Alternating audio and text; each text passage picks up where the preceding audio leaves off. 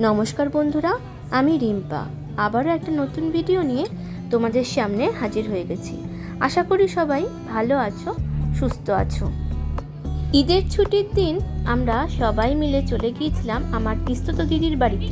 माने आमरा भाई बोनेरा माने मामातो भाई बोनेरा सबाई मिले एकसाथे आमादेर छानापोनादेर निये जे दिदिर बाड़ी। जे मेट्रोटाय आमरा उठेছিলাম সেটা ছিল পুরোটাই নতুন। এই নতুন ট্রেনটাতে এই প্রথম উঠলাম, বাচ্চারাও প্রথম উঠলো। ভীষণ মজা পাচ্ছিল নতুন ট্রেনটাতে উঠে। আমরা নেমে পড়েছিলাম একদম লাস্ট মেট্রো স্টেশন কবি সুভাষে।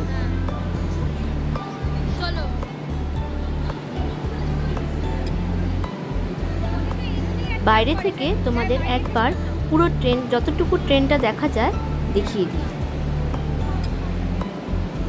একদিন পর যেহেতু আমরা সবাই মিলে একসাথে দিদির বাড়ি যাচ্ছি আর ওদিক থেকে আমার মা বাবাও কিন্তু চলে গেছে, তার জন্য বাচ্চারা তার সাথে সাথে আমরা ভীষণ এক্সাইটেড।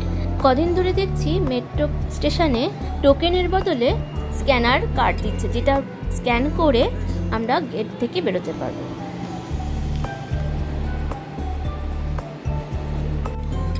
মেট্রো স্টেশন থেকে বেরিয়ে দেখি দিদির ছেলে দাঁড়িয়ে আছে, সাথে করে নিয়ে এসেছে আমাদের বড় পিসিমণিকে। এই বড় পিসিমণির মেয়ের বাড়িতেই কিন্তু আমরা যাচ্ছি। এই হলো আমাদের দিদির ছেলে শান্তু, অনেক বড় হয়ে গেছে, এখন সে চাকরিও করছে। এই কদিন আগেই বেশ কুট্টি ছিল, এখন ও কিনা আমাদের গাড়ি করে নিয়ে যাবে ওদেরই বাড়ি। আমরা সবাই উঠে পড়েছি গাড়িতে। তেই কিন্তু আমরা সবাই হই হই করতে করতে দিদির বাড়ির দিকে রওনা হয়ে গেছি। আর দাদা হচ্ছে পান্ডা। দিদির বাড়ি পৌঁছতে পৌঁছতে আমাদের প্রায় 2:45 বেজে গেছে। বাচ্চাদের খিদেও পেয়ে গেছিল, তাই জন্য বাচ্চাদেরকে একসাথে কিন্তু খেতে বসিয়ে দিয়েছে।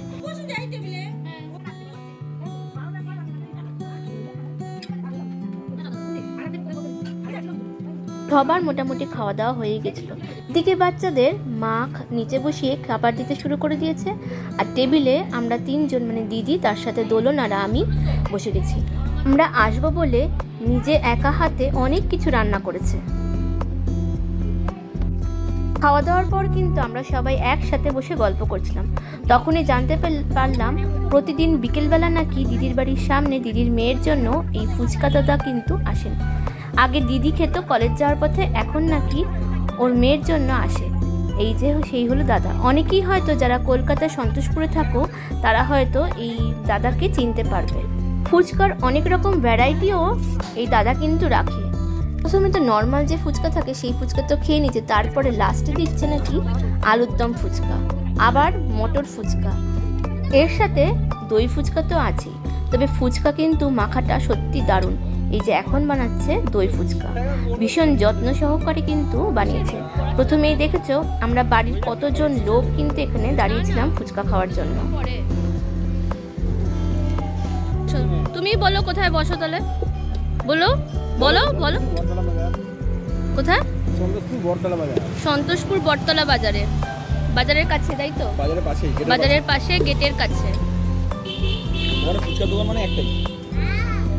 আচ্ছা,